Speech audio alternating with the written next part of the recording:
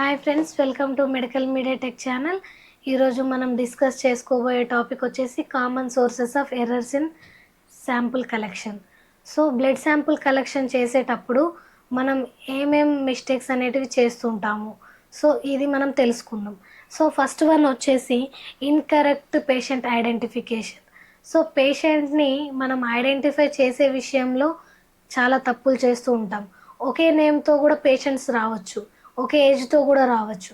So అప్పుడు మనం correct identification చేయాలి. ఐపీ నెంబర్, ఓపీ నెంబర్, లేకపోతే ల్యాబ్ నెంబర్, అలా సీరియల్ నెంబర్ అలాంటివి ఉంటాయి. సో అలాంటి నెంబర్తో మనం పేషెంట్ ఐడెంటిఫికేషన్ అనేది చేయాలి. సో చేసి బ్లడ్ డ్రా చేయాలి. ఒకవేళ అలా చేయకుండా ఉన్నట్లయితే మనకు మనం ఐడెంటిఫికేషన్ రాంగ్ చేసినట్లయితే బ్లడ్ డొనేషన్ చేసే విషయంలో కానీ, క్రాస్ మ్యాచింగ్ టెస్ట్లో కానీ, సో వాల్యూస్ విషయంలో చాలా డిఫరెన్స్ వస్తాయి. కాబట్టి వాళ్ళ ప్రాణానికి కూడా కొన్నిసార్లు ప్రమాదం ఉంటుంది. కాబట్టి పేషెంట్ ఐడెంటిఫికేషన్ అనేది చాలా ఇంపార్టెంట్. సెకండ్ వచ్చేసి collection of blood in correct time. So పేషెంట్కి మనం శాంపుల్ తీసుకున్నప్పుడు, సపోజ్కి చెప్పాలి అంటే 7 అనలైసిస్ కానీ, లేకపోతే 24 అవర్స్ యూరిన్ కానీ, HbA1c, GTT, ఇలా చాలా టెస్ట్లు అనేటివి ఉంటాయి. Lipid profile, kidney function test, ఇలా కొంతమంది డాక్టర్స్ ఏంటి అంటే ఫాస్టింగ్లో టెస్ట్ చేయాలి అని అంటారు. కొన్నిసార్లు కంప్లీట్ యూరిన్ ఎగ్జామినేషన్లో మనకి ఓవర్ నైట్ తర్వాత మనం ఎర్లీ మార్నింగ్ యూరిన్ ఇవ్వాల్సి వస్తుంది. సో 7 అనలైసిస్ అయితే 3 days ఆబ్సిస్టెన్సీ ఉన్న తర్వాత శాంపుల్ ఇవ్వాల్సి వస్తుంది. సో కరెక్ట్ టైంలో మనం బ్లడ్ అనేది తీసుకుంటున్నామా, స్పెసిమన్ ఆర్ శాంపుల్ అనేది కరెక్ట్ టైంలో తీసుకుంటున్నామా లేదా అనేది చెక్ చేసుకోవాలి.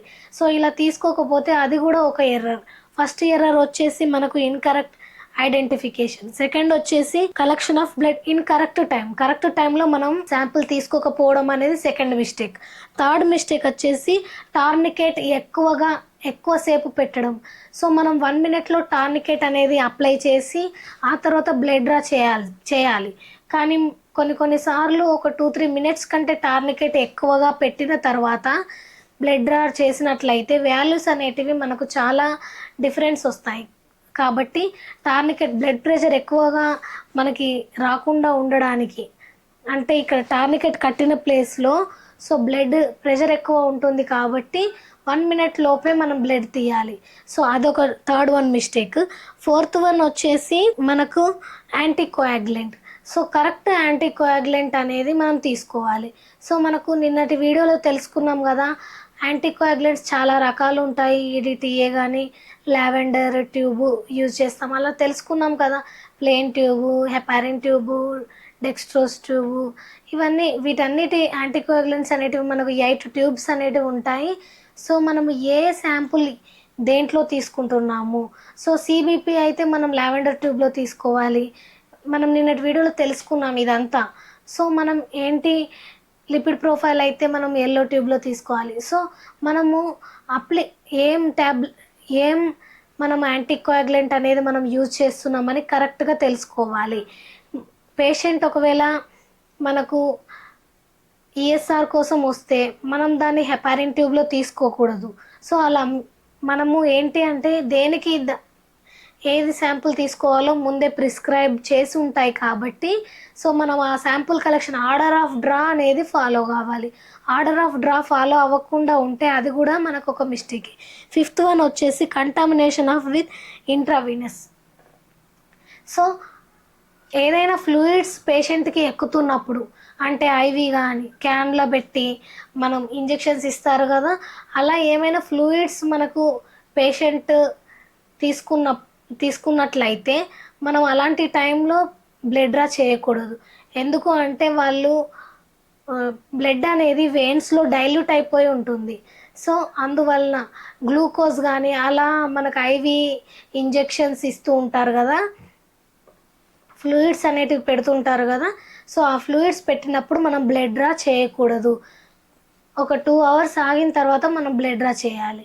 ఎందుకు అంటే బ్లడ్ అనేది డైల్యూట్ అవుతుంది, మన వాల్యూస్ కూడా కరెక్ట్గా రావు. అందువలన మనం కరెక్ట్ టైంలో 2 hours తర్వాత ఇంట్రావీనస్ బ్లడ్ ఫ్లూయిడ్ అనేది మిక్స్ అవ్వకుండా ప్యూర్ బ్లడ్ తీసుకోవాలి. కాబట్టి 2 అవర్స్ తర్వాత మనం శాంపుల్ అనేది తీసుకోవాలి.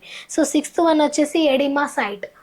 అంటే ఇప్పుడు మనం ఎక్కడైనా బ్లడ్ కలెక్ట్ చేయాలనుకున్నా, స్పెసిమెన్ ఎక్కడైనా కలెక్ట్ చేయాలనుకున్నప్పుడు మనకి అక్కడ వాపు ఉండకూడదు. మనకి ఎక్కడైనా వాపు ఉంటే ఆ వాపు చోట మొత్తం ఫ్లూయిడ్ అనేది ఫామ్ అవుతుంది. సో మనం ఆ టైంలో బ్లడ్ అనేది డ్రా చేసినట్లయితే వాళ్ళకి అక్కడ ఆల్రెడీ ఇన్ఫెక్షన్ ఉంది, వాపుగా ఉంది కాబట్టి అక్కడ వెయిన్ నుండి మనం బ్లడ్ తీసుకున్నట్లయితే అది కూడా కంటామినేటెడ్ అయిపోతుంది. ఎందుకు అని అంటే అక్కడ ఆ ఫ్లూయిడ్స్, అక్కడ బ్యాక్టీరియా ఫ్లూయిడ్స్ ఉంటాయి కాబట్టి, అందుకనే అది వాపు వచ్చింది కాబట్టి మనకు చాలా డిఫరెంట్ వాల్యూస్ అనేవి వస్తాయి. కాబట్టి వేరే సైడ్ అనేది మనం బ్లడ్ డ్రా చేయాలి.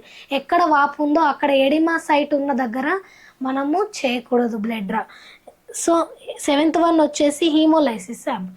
సో శాంపుల్ అనేది అప్పుడప్పుడు హీమోలైజ్ అయిపోతుంది.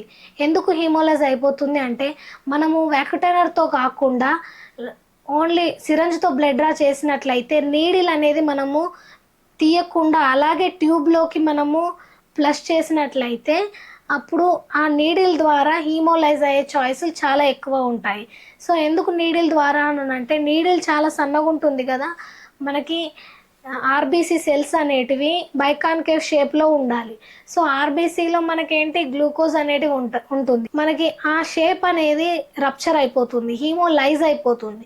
కాబట్టి మనము బ్లడ్ డ్రా సిరంజ్తో చేసినప్పుడు డైరెక్ట్ ట్యూబ్లో నీడిల్ తీసేసి ట్యూబ్లో వేయాలి. కానీ డైరెక్ట్ స్పీడ్గా మనము బ్లడ్ అనేది ట్యూబ్లో వేయకూడదు. ఇది 7th వన్. 8th వన్ వచ్చేసి insufficient of blood. So insufficient blood మనకు వ్యాక్యుటైనర్స్లో ఆల్రెడీ ట్యూబ్లో మార్కింగ్ అనేది ఉంటుంది. ఎంతవరకు సిబిపి అయితే హాఫ్ వరకు. సో అలా మార్కింగ్ అనేది ఉంటుంది. 2 ml blood, 5 ml blood, 3 ml blood, ఎంత బ్లడ్ తీసుకోవాలో ప్రతి వ్యాక్యుటైనర్ పైన మార్కింగ్ అనేది ఉంటుంది. ఆ మార్కింగ్ చూసి మనం బ్లడ్ డ్రా చేయాలి. ఒకవేళ మనం దానికంటే తక్కువ శాంపుల్ తీసుకున్నట్లయితే డిఫరెంట్ వాల్యూస్ అనేటివి చాలా రాంగ్ వస్తుంది. సో 8th వన్ వచ్చేసి మనకి బ్లడ్ అనేది ఇన్సఫిషియెంట్గా తీసుకోవద్దు. అండ్ ఇంకొకటి వచ్చేసి బ్లడ్ అనేది క్లాట్ ఉందా లేదా అని కూడా చూసుకోవాలి. కొన్ని కోయాగులేషన్ స్టడీస్ ఉంటాయి, సిబిపి ఉంటుంది. సో వాటికి బ్లడ్ అనేది క్లాట్ అవ్వద్దు. యాంటీకోయాగులెంట్ అనేది కరెక్ట్గా మిక్స్ చేయాలి. మనము నార్మల్గా ప్లేన్ ట్యూబ్ అయితే మనకి అదే క్లాట్ అవుతుంది, ఎలాంటి యాంటీకోయాగులెంట్ ఉండదు కాబట్టి. కానీ మిగతా ట్యూబ్స్లలో అన్నిట్లలో యాంటీకోయాగులెంట్ ఉంటుంది కాబట్టి మనం ప్రాపర్గా మిక్స్ చేయాలి, లేకపోతే క్లాట్ అవుతుంది. క్లాట్ అయిన బ్లడ్లో కూడా ప్లేట్లెట్స్ కరెక్ట్గా తెలియదు కాబట్టి వాల్యూస్ అనేవి డిఫరెంట్ వాల్యూస్ అనేవి వస్తాయి. కాబట్టి మనం క్లాట్ ఉందా లేదా కూడా చెక్ చేసుకోవాలి. సో హీమోలైజ్ అయిన శాంపుల్లో పొటాషియం కానీ, మెగ్నీషియము, లాక్టేట్ అండ్ ఐరన్ అనేది చాలా ఎక్కువగా మనకు రీడింగ్ అనేది చూపిస్తుంది. ఉన్న వాల్యూ కంటే ఎక్కువ రీడింగ్ అనేది చూపిస్తుంది. కాబట్టి ఇలాంటి మిస్టేక్స్ అనేటివి మనం చేయకూడదు. తెలుసుకున్నారు కదా మనకు ఎన్ని మిస్టేక్స్ అనేటివి ఉంటాయో. పేషెంట్ ఐడెంటిఫికేషన్ అనేది కరెక్ట్గా చూసుకోవాలి. అండ్ బ్లడ్ అనేది కరెక్ట్ టైంలో తీసుకోవాలి. ఫాస్టింగ్ టైంలో ఉన్నారా లేకపోతే ర్యాండమ్గా తీసుకోవచ్చా, ఎలా తీసుకోవాలని కరెక్ట్ టైంలో తీసుకోవాలి. అండ్ టార్నికెట్ ఎక్కువసేపు కట్టొద్దు, ఎక్కువసేపు కట్టిన తర్వాత బ్లడ్ డ్రా చేయొద్దు. 4th వన్ వచ్చేసి మనకు యాంటీకోయాగులెంట్ అనేది ఏ యాంటీకోయాగులెంట్లో ఏ బ్లడ్ మనం తీసుకుంటున్నాము, కరెక్ట్ మనకు ఇచ్చిన లిపిడ్ ప్రొఫైల్ ఆర్ ఏం టెస్ట్లు ఇచ్చారు, ప్రిస్క్రైబ్ ఏం చేశారు, మనం ఏ యాంటీకోయాగులెంట్లో మనం బ్లడ్ అనేది తీసుకుంటున్నాం అది మనం చూసుకోవాలి. 5th వన్ వచ్చేసి మనము వెయిన్స్కి మనకు ఐవి క్యాన్యులాస్ కానీ ఫ్లూయిడ్స్ కనెక్ట్ చేసినప్పుడు మనము బ్లడ్ డ్రా చేయకూడదు. 6th వన్ వచ్చేసి వాపు ఉన్న కాడ మనము బ్లడ్ డ్రా చేయకూడదు. అండ్ 7th వన్ వచ్చేసి హీమోలైజ్ శాంపుల్ తీసుకోవద్దు. తీసుకుంటే మెగ్నీషియం, పొటాషియం వాల్యూస్ అనేటివి, ఐరన్ వాల్యూస్ అనేటివి హై వస్తాయి. సో 8th వన్ వచ్చేసి ఇన్సఫిషియంట్, చాలా తక్కువ శాంపుల్ తీసుకోవద్దు. సఫిషియంట్ ఎంతవరకు మార్క్ ఉందో అంతవరకు శాంపుల్ తీసుకోవాలి. క్లాటింగ్ ఉందా బ్లడ్లో క్లాట్ ఉందా లేదా అనేది చూసి క్లాట్ లేకుండా మనం శాంపుల్ అనేది తీసుకోవాలి. ఓన్లీ ప్లేన్ ట్యూబ్ మినహాయించి అన్నిట్లో కూడా క్లాట్ లేకుండా చూసుకోవాలి. సో ఈ మిస్టేక్స్ అనేటివి మనం చేయకుండా ఉంటే అక్యురేట్ రిజల్ట్ అనేది మనం పేషెంట్కి ఇవ్వగలుగుతాం. సో పేషెంట్కి కరెక్ట్ వాల్యూస్ రావాలంటే ఒక ల్యాబ్ టెక్నీషియన్గా ఇవన్నీ మనం ఫాలో అవ్వాల్సి ఉంటుంది. Thank you for watching.